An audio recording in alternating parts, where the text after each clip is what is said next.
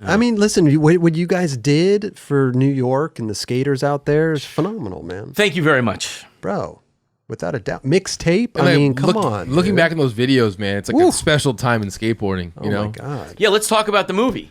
What movie's that? Oh, we talking about Part of the reason why we're here. I don't know. I don't know how long I've been talking. Oh, we've been going for 7 hours. But listen, Shit. no, all the streets are silent. Yes. Because this is coming out.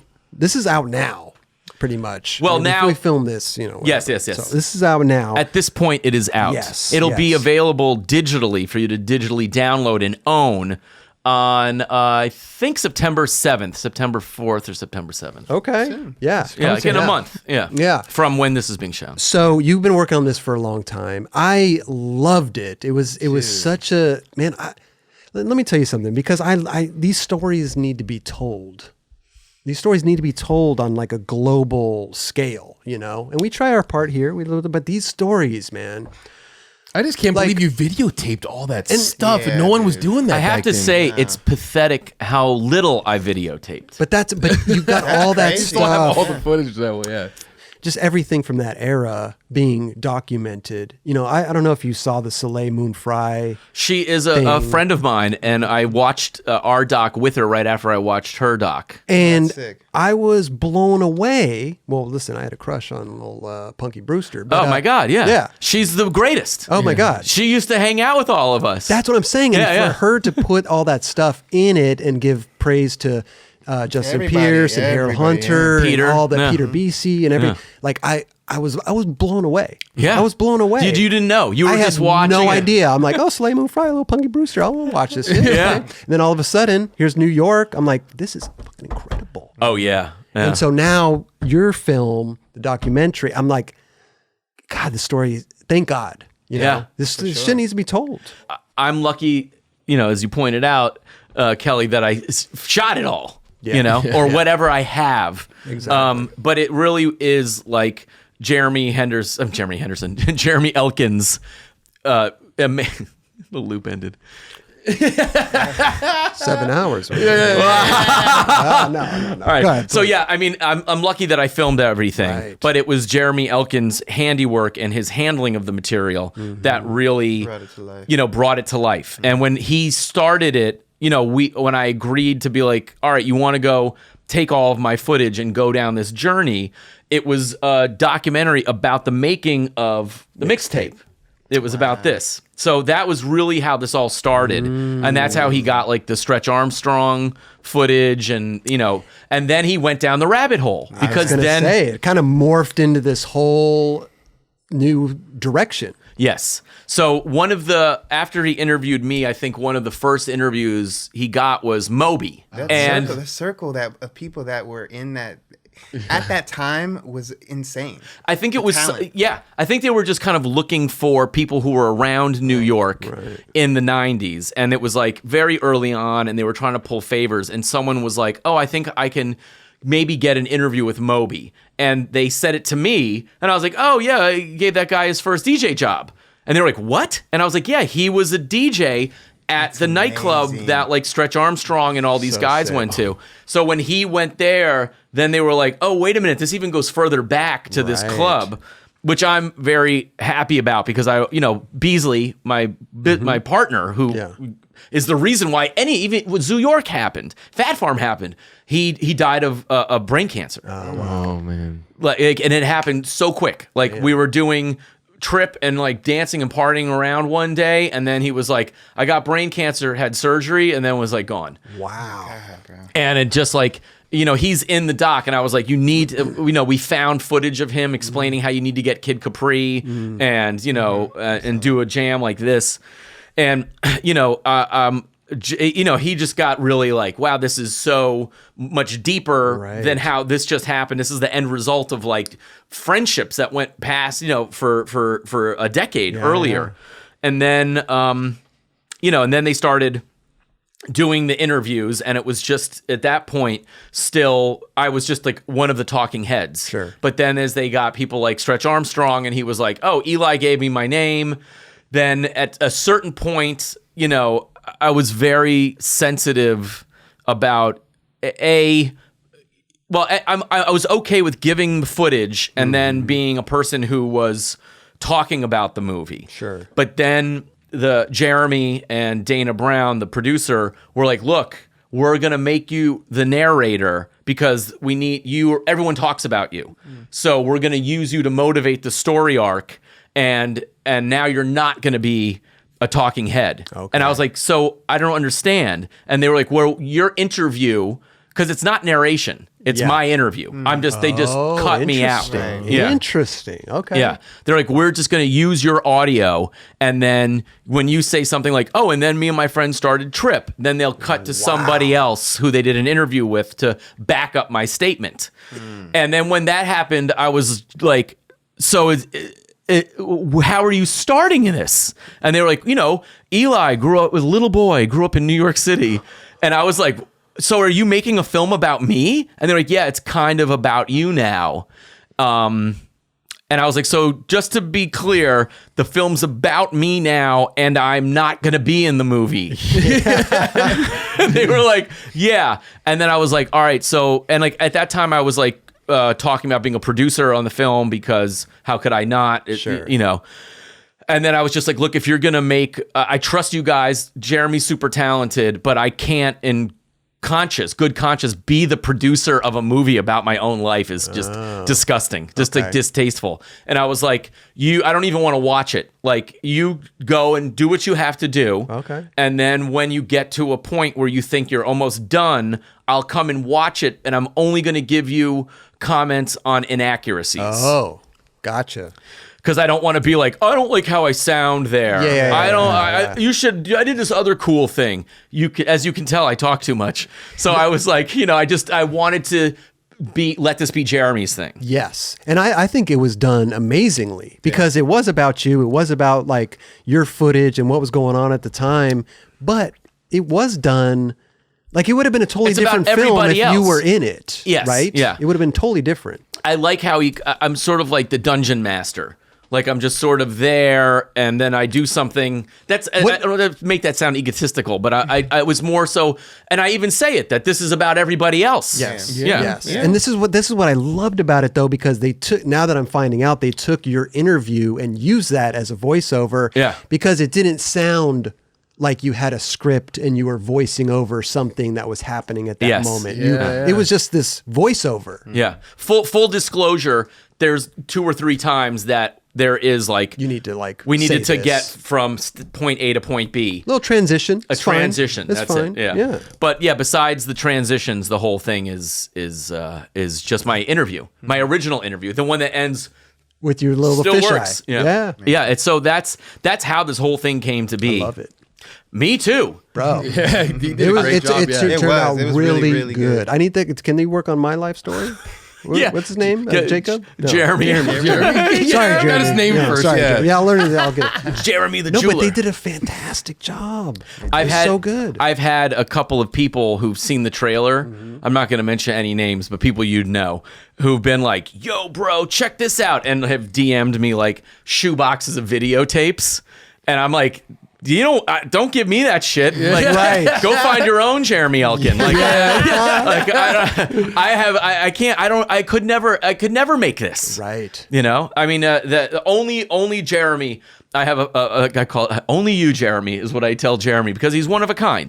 He's like he's his own guy and has a very distinct vision and view and aesthetic and value system. Okay. And like he really is just has that great skill set. I'm lucky that he responded to what God. Yeah. Thank God I gave Jade Raymond that Zoo York skateboard. There you go. Back in the day. Wow. I mean, it's crazy Yeah. to think about how people full circle. cross paths like that, Yeah, we used to live in the same building. In the same building. and didn't know that till just now. I've probably been at the mailbox, opening my mailbox and be like, "What's up, bro?" And you're like, "Hey, man, how you doing? Good." Just so you know, guys, we probably lived together. How long did you live there? 4 years? 5 years? No, I would say 2-3 years maybe. 2 or 3 3 Something years. like that. I would see you skateboarding because you're an official skateboarder. I was official. You know what I'm saying? There's so many people have skateboards now, Right. but you can just tell by someone just hopping on their board and getting out of the elevator. Well, because there's like, a shopping center down the road, so I would skate down there. Yeah. I mean, I was always just skating, skate down to the little market over there and the donut shop. I really like the donut shop. Yeah. Skate down there. I intentionally don't. If I see any, there's a skater who lives in my building now too. Okay. A really cool dude who teaches down at the Venice Pier, Venice Skate Park. But like, I intentionally don't ever want to engage in skaters because I just I don't know. I don't want to bro down and have especially someone I live with. I can relate a little bit. Sometimes I don't want to. Yeah, I don't want to You're definitely I'm gonna avoid that. I cross the street sometimes when I see skaters because I don't want to. I don't know, right? I don't know if they know me and they don't know me, and I say what's up. Who's this weird dude saying what's up? And I'm like, oh shit, it's awkward now. I gotta go. I don't know I don't know how. I avoid it. There's a weird. God, how can I even say this? Growing up in New York City, the crass version of New York City building living etiquette is never fuck anyone in the building. Okay. When I was a kid, Look at that. when I was a little boy, whatever, the super, when we would be like, oh, girls, he was like, listen, never fuck anybody in the building. Rule number one. Because you're going to see them again. Right. Right. So I, growing up in New York and in my neighborhood, if a new restaurant opens on a way that I walk all the time, I won't go there. Interesting. And then I walk by it all the time, so the people in the restaurant get to know you, and they're always like, hey, and I'm like, what's going on? I can't go in, because what if the food sucks? Or I never go back. Inversely, as you said, I was a totalitarian maniac back in the day. I've been working at this my life. Sure. This is the journey. Sure. And I've been happily pleased. There were 2 restaurants directly on my corner. I've become close friends with one of the owners of the restaurant, and then the other one for some reason opened at noon and then just did super packed as soon as dinner started, but nobody was ever in there during the day for some reason. And it was banging. And that just turned into my personal office. Any meeting I had, I was like, meet me at this Italian restaurant. Amazing. And they knew me, knew what I liked. They'd sit me down. They knew I was coming in for a meeting. You're Russell Simmons. Holy fuck. Exactly. This is therapy. Full circle. Here we go. My God. Yeah. So that was the thing. A side joke about this is Retta was at my house the other day, and we went outside and walked my dogs, and ran into the skateboard instructor and his girlfriend. Okay. And I was like, oh, this guy skateboards, just keep walking. Yeah.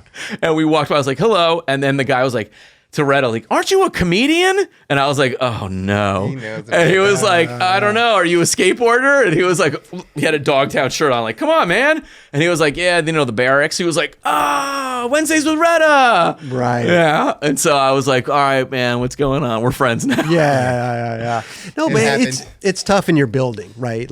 I've gotten recognized in my building by, a guest or somebody's friend or whatever. And I'm like, oh my God, bro, no, in my building, in my elevator. Yeah, they know. It's a weird thing. Are they going to knock on my door, ask for stickers now? What the fuck? Yeah. I mean, I don't think that's going to happen. Okay. I become cooler with it.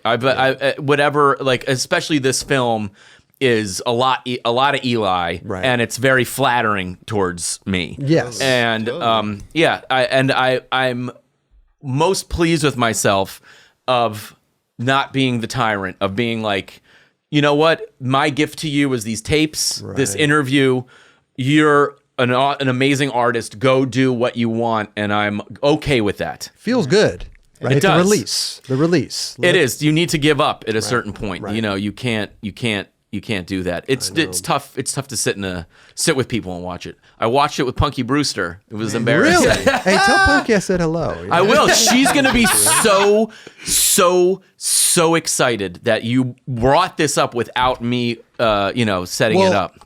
I just saw it when I was watching your film. Yeah. I made that. I was like, man, because I had just watched that what is it, Kid Yeah, 90 or something? Yeah. About a month or so ago. Yeah. Yeah, I was telling these guys, I'm like, you got to watch the Punky Brewster, the Soleil Moon Frye. All the dudes in New York. Like, I had no idea Yeah. that she was out there doing that. Magic. And she was filming everything, Yeah. which was incredible. She still does, by the way. She Really? films everything With her iPhone now. Yeah. Also, we're here in the faceless skateboard void, wherever this location is. Right. She is our neighbor. Amazing. Let's try to go and have an evening. Let's do it, man. tight. I was just listen, I don't fan out. You might a little bit, so. I know. Yeah. It was a Punky Brewster. It's Punky Brewster, man. She must hate that. I'm sorry, No. She embraces it. She She is seems like the kind of person that would embrace Right. it. You know? She's a gem. She's Yeah. like, it's so. Listen, I know a lot of actors and people who've had the fortune and misfortune of being celebrities. She is just, she's love it. unflappable. Right. Love it. She is genuinely who she is, and like, Well, you call somebody by their stage name or something. It's a little, a little off-putting sometimes, I think. we- But she has such a unique, special stage name, and I think that's why it's know. easy to use that. Yeah, Punky for Brewster. sure. Come on, man. I think we used to fuck with her. Well, even in I'm the sure. even in her video in New York, they're like, "Yo, Punky Brewster, yo, we're Yeah. doing drinking 40s." Like, Yeah, you know, yeah, I was yeah. like, "Oh my god, it's amazing." We would go and like we would wander the streets when you're kids, and we'd go into like a crowded grocery store, and there's like all these people checking out, and I like went ahead of her, and I had my like drink or whatever, and then like they checked me out, and she's right behind me, and it's mad quiet, and I'd be like, "Thank you." Oh my God, it's Punky Brewster! And I like, run out, and she'd be inside like being harassed. Oh no, Turn all red and shit. I love that. I love that. Such a good show. I was really I was a was. big fan of that show. Yeah. But hey, congratulations on the Bro. film. Yeah. I mean, congratulations on the whole career path. Yeah, you know. dude. Oh, with that's so nice of everything. you. Yeah. No, but dude. it's people like you. You really did. You really did something for skateboarding. You Yes. know what I mean? Man, And so we thank you for that. God, thank you for saying time, so. bro. I mean, Yeah. that was the goal. The goal was always to let everyone know that New York was relevant to the Yes. skateboard world, but then also to like let the rest of the world know that like skateboarding and graffiti and street culture was like something that should be celebrated and not arrested for. Exactly. That was sort of like the goal of it all. But yeah, it all worked out great. You did And- it. Yeah. Yeah. Well, you know what? You Thanks. pioneered quite a bit, bro. After seeing that documentary, I was like, what the fuck?